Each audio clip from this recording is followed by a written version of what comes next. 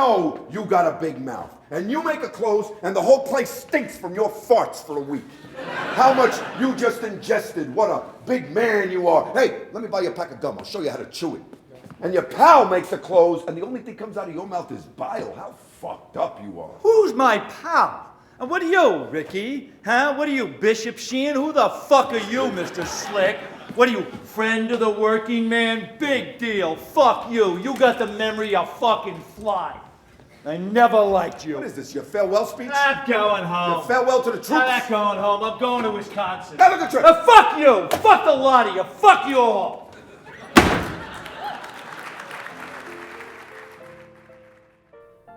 Originally written for the stage in 1983, David Mamet's Glengarry Glen Ross became one of the most important theater productions of the last 30 years.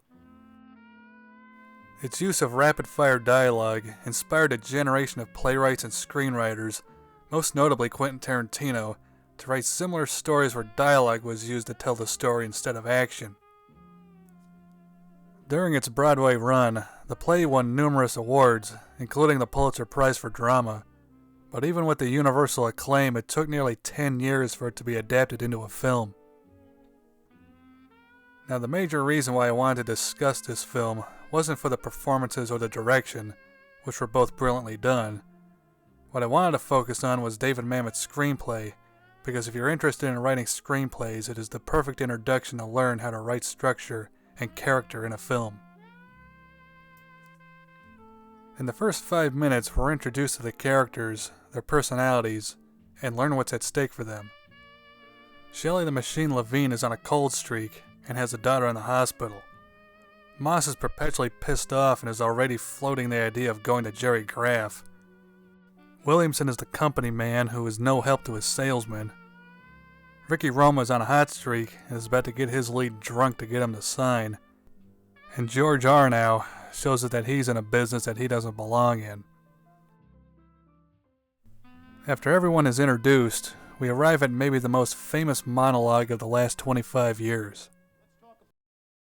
It is important to note that Alec Baldwin's character was not in the original play. He was written in the movie by Mamet just to raise the stakes for the characters. Baldwin is trying to affect the group in two ways, one with the threat of termination and the other with envy. To put it mildly, the conference doesn't go over well with the staff. Moss notices that Arno appears to be the most desperate from the group, so he decides to take him out for coffee. It's at this point that the film reaches its peak of brilliance, where the salesmen have become so desperate that they're using their skills not on the leads, but on each other. After striking out on the phone, Levine tries to sell Williamson on giving him 2 of the new leads. After pushing him for 7 minutes, he nearly gets Williamson to cave, but doesn't have the money to pay him off. The second scene shows Moss trying to trap Arnow by telling him how successful Jerry Graff is and giving him a working-class hero speech that leads to the idea of robbing the office. After Arnow declines Moss's offer, Moss decides to double down and threaten Arnow in order to get him to steal the leads. Why are you doing this to me, Dave? Why are you talking this way to me? I don't understand. Why are you doing this at all? It's none of your fucking business, pal. Just in or out. You tell me. You're out, you take the consequences. I do? That's right. And why is that? Because you listened. Here we finally get to see Moss for what he really is. For all of his friend of the working man speeches, he'd sell out his own coworker to get ahead. Happening right next to Moss and Arnow, we see Ricky Roma having drinks with a man who we believe he just met.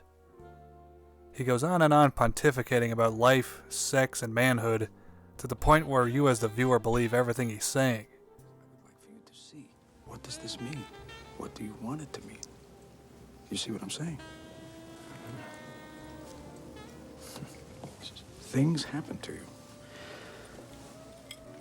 Glad I met you. I'm glad I met you, James. I want to show you something. It may mean something to you. It may not. I don't know. I don't know anymore.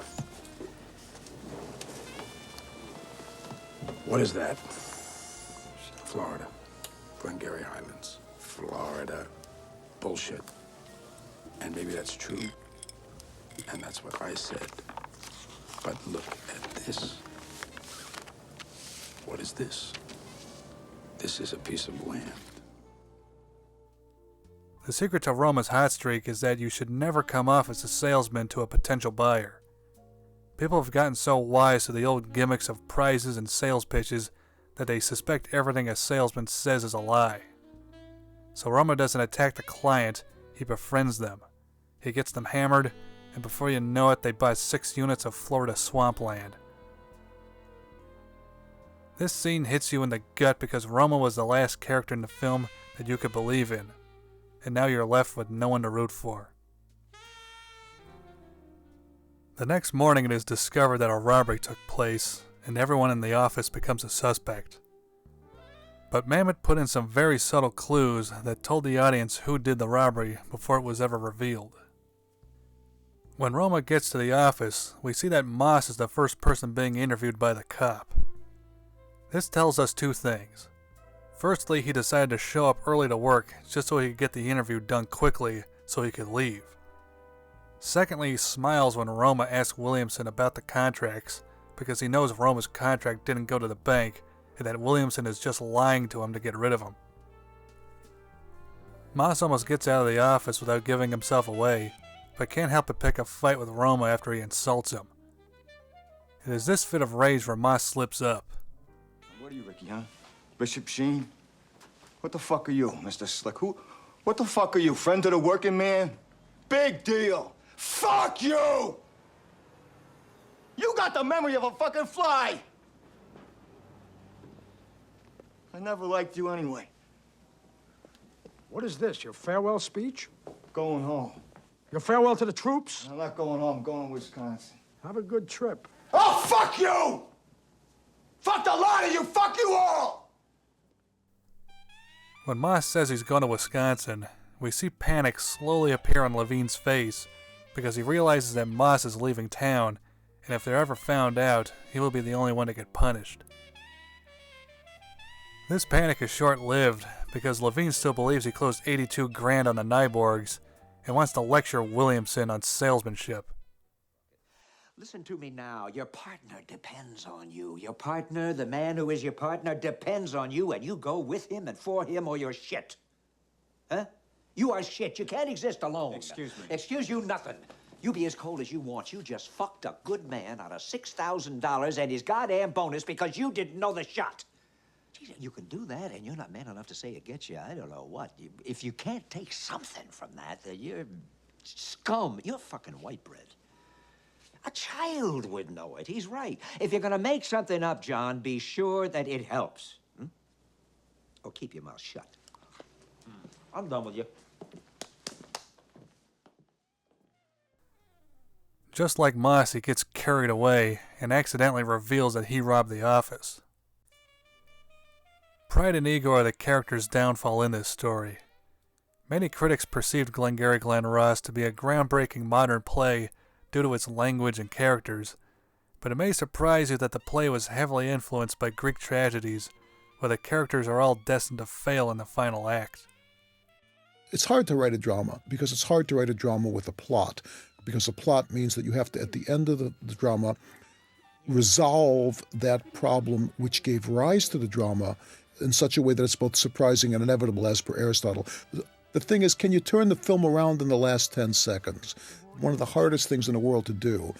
I mean, notably, Night Shyamalan did it in The Sixth Sense. It's very, very hard to do. This is evident in the second half of the film, where all of the characters' scams fall apart, and the audience is left without a triumphant hero. Released in 1992, Glengarry Glen Ross received rave reviews from critics, but sadly did not perform well at the box office. Even with an all-star cast and terrific performances, audiences had a tough time sympathizing with characters who would blatantly lie to customers and use profanity in nearly every sentence. It wasn't until the film was released on home video that it really found its audience, which strangely enough were salesmen and actors.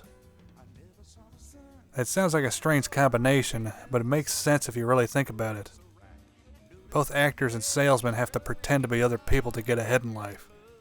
In order to be a great salesman, you have to be a great actor. And the shittier the deal is, the better actor you have to be to get a client to sign.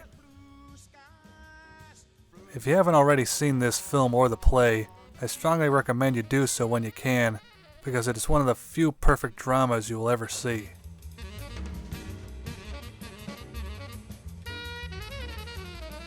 Thanks for watching.